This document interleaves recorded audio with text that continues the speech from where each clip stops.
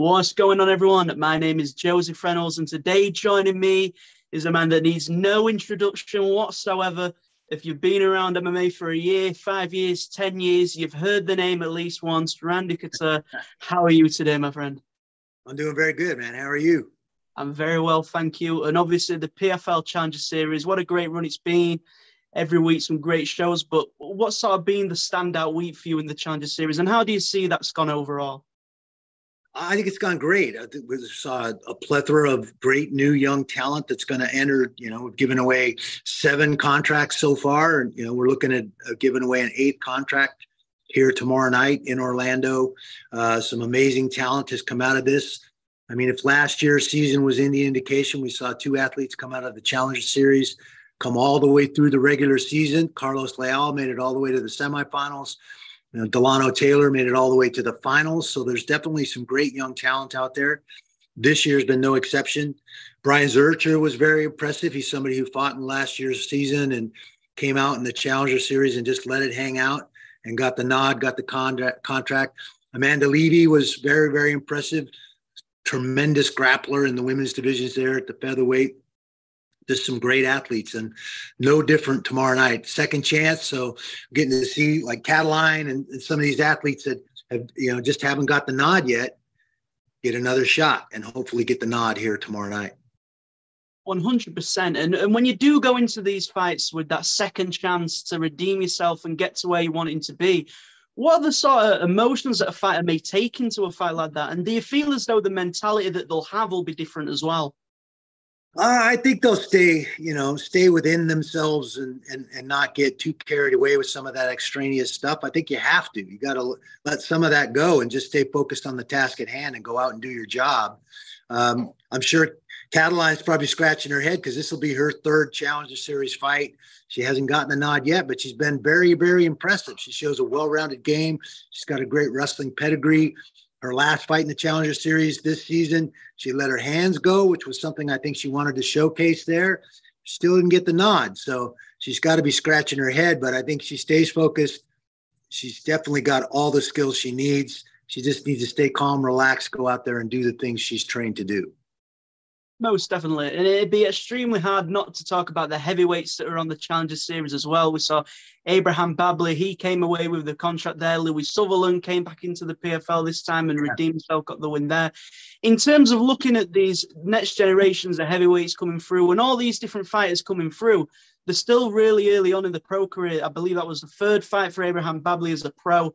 Yeah. What is the sort of big difference now to a fighter really early in the career at these platforms now to what it used to sort of look like where fighters might need more fights to get into these opportunities? Yeah, well, I think a huge factor is the fact that there's amateur MMA now. When I started this back in the day, there was no such thing as amateur mixed martial arts. My very first fight was a UFC, and a lot of us were the same way. We jumped right into the big shows. There was no place to test yourself to see where your skill sets were at and where your mentality was walking into a cage or a ring.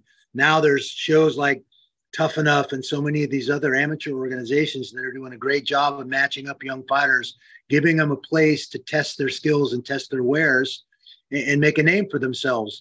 We're seeing a lot of these fighters with pretty significant amateur careers before they ever step into the pro cage. So, and then you have guys that have tons of ability from another sport like judo or Olympic wrestling or some of this other stuff that absolutely counts as they make that transition into MMA. Yeah, and in terms of sort of looking at the amateur scene and where fighters are able to progress, in terms of what they should be doing and any advice you could sort of give to those amateur fighters that are maybe on the brink of turning pro or they've just gone and won the first amateur titles, what are some of the things that fighters now should really be looking to do as a sort of make that transitional period into becoming a professional fighter? Yeah, I think your team is the environment you're in. The team that you're training with is what's very, very important. As much as this is an individual sport, you're really only as good as the people you're working out with. If they're not challenging you, if they're not tapping you out, if they're not forcing you to get better each and every day, then you're potentially in the wrong spot. If it's about ego and proving that that somebody's better than you are at this stage of things, then you're definitely in the wrong spot. So I think being in that team, that environment that's going to push you to the max, but also allow you to flourish and take care of you is what it's all about. So find that right environment that's going to put all the pieces in place and help you develop the skills and the skill set and the mentality that you need to go out and be successful and be a world champion.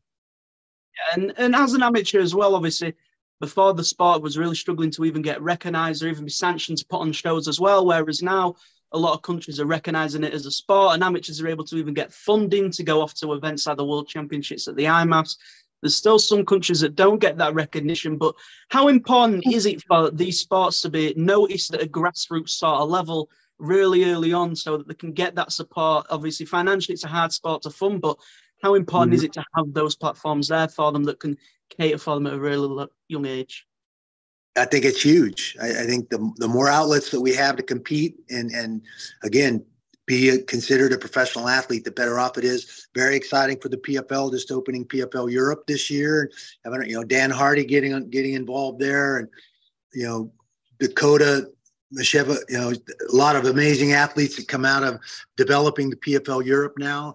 I think you're going to see some other countries step up and some other regions step up with PFL as well.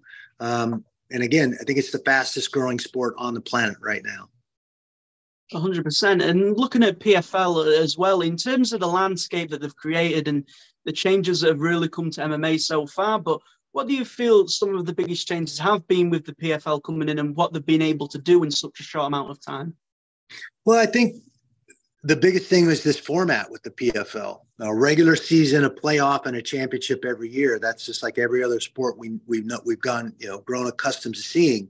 So it's an interesting take on fighting and putting what was traditionally a prize fighting model into a regular sports format has been very, very interesting.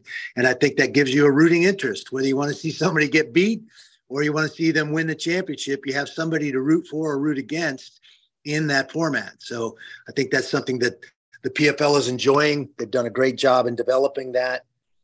Seeing that now, transfer to so many other regions like PFL Europe is going to be exciting too. This company is growing very, very fast and they're doing a great job. Most definitely. And then recently, obviously, in the UFC, we had John Jones move up to the heavyweight division and win the belt there. And you yourself was the first fighter to ever move up from the light heavyweight division and then win the heavyweight belt in the promotion. But to be a part of these histories alongside these names and knowing you were the first to do it and really edging your name for the rest of time, really, in the sport, what does that sort of feel like to reflect back on and see that everything you did has really paid off and continues to do so now? Well, I mean, it's interesting. It's not something you think about. When you're competing, you're just doing what you love to do and trying to be as successful at it as you can. Competitively wise, at that stage of my career, I'd been at heavyweight for a while. The heavyweights were changing a little bit. They weren't just big guys anymore. They were very, very skilled.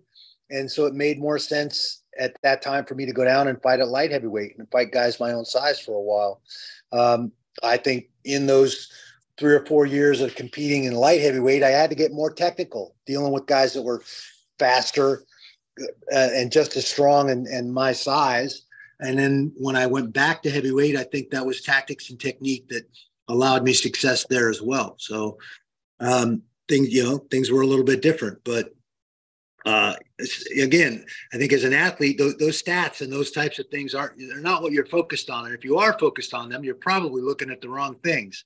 You need to be focused on, developing the skills and the skill sets to solve those problems of each and every guy you step in that cage with. Yeah, and as well, sort of looking at your career a little bit, there's been some great pivotal moments, right, that a lot of people remember.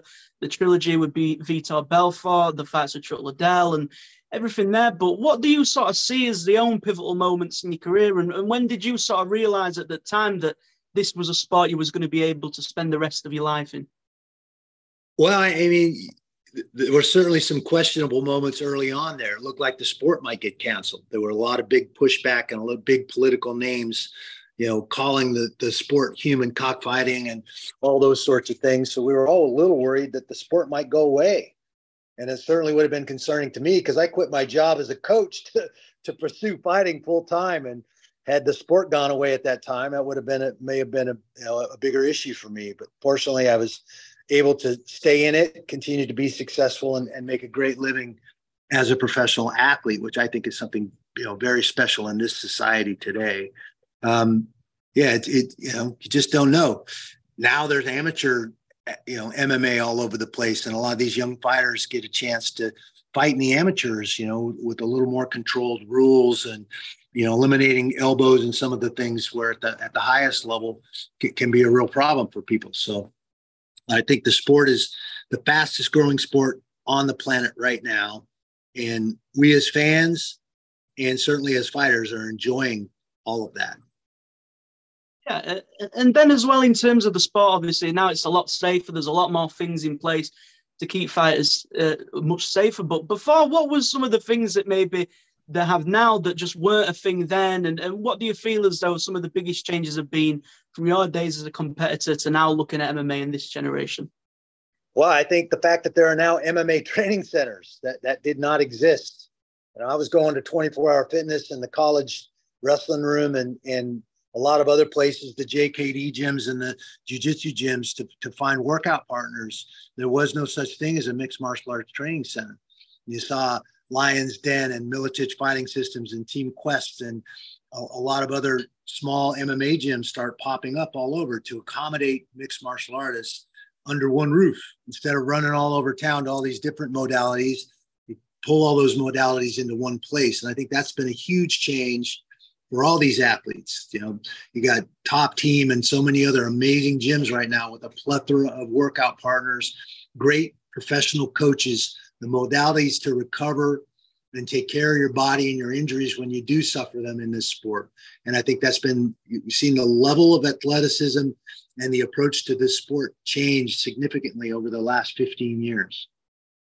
Yeah, and then even sort of the pathways into this sport now in terms of building up that experience before maybe a fighter goes professional or does whatever it is. But in terms of the different pathways in America compared to what they were, how sort of different are they now? Obviously, you mentioned your day was just in the UFC, whereas now guys can fight on regional-based shows and start to build up a platform and sort of build their careers there before ever making that jump to those big promotions. Yeah, not only do we have the amateur divisions where you can test your wares and figure out where you're at and what you need to work on, but now we have a lot of these, LFA and so many of these mid-tier fight shows and these regional fight shows, not just in the US, but around the world, where guys can go out and get, serious competition at that mid-level, develop the skills, the mindset, the mental skills to be able to deal with the sport at the highest level and rally that into one of the bigger promotions and a shot at a world championship. Yeah, and then just one of the final few things for myself, obviously PFL Europe's just launched. Next weekend, it makes its debut in Newcastle, and then it's in Berlin, Paris, and all these different great cities across Europe. But in terms of looking at the names that are there and now expanding right into Europe, how do you sort of feel as though this tournament's going to start shaping up MMA a little bit, having this other opportunity for fighters to go and pursue, not just in maybe the US, but now much more accessible for fighters in Europe? Well, I think it's very, very important. I think it's going to continue to solidify and develop grassroots talent. And there's a huge market in Europe. I mean, look at all the Dagestanis and all the former Eastern European countries that have rich histories in combative sports. They're all going to have an outlet now. And the PFL is stepping up and helping develop a lot of that talent and giving them a good, solid, well-produced show to perform in. So I think that's very, very important. And certainly in the European marketplace is going to make a huge difference for a lot of athletes. Yeah, and then the final thing for myself is, obviously we know what the PFL's gone and done in the past, but being a part of it and seeing what's coming this year, what do you feel as though the fans should be most excited to see from the PFL if maybe they haven't seen it as much as they should have? Well, I think, this regular season format is really, really cool. It's a big challenge. It's a big challenge for a lot of these athletes. They're going to step up and fight 4 times in 5 months to get a crack at that $1 million and that big shiny belt. I think the PFL at some point here is going to launch a pay-per-view model where you're going to be able to see a bunch of these stars that have been developed or that have come to the PFL, and they'll be able to fight in a more traditional prize fighting format in the PFL model. So I think you're going to see other regions like PFL Europe starting this year I think you're probably going to see PFL Middle East. You're probably going to see PFL Latin America. Some of these other regions develop PFL leagues and outlets as well. So the sport and this particular promotion is growing at a huge, very, very rapid rate. 100%. Well, that is everything from myself.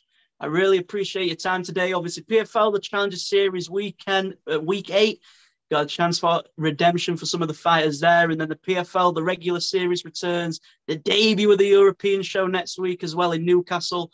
But thank you very much for your time today. It's an absolute pleasure. You bet, man. Thank you. Appreciate you. Thank you. Make sure to subscribe to the LowKick MMA YouTube channel for all the latest news, event previews, and interviews with some of the biggest stars in MMA.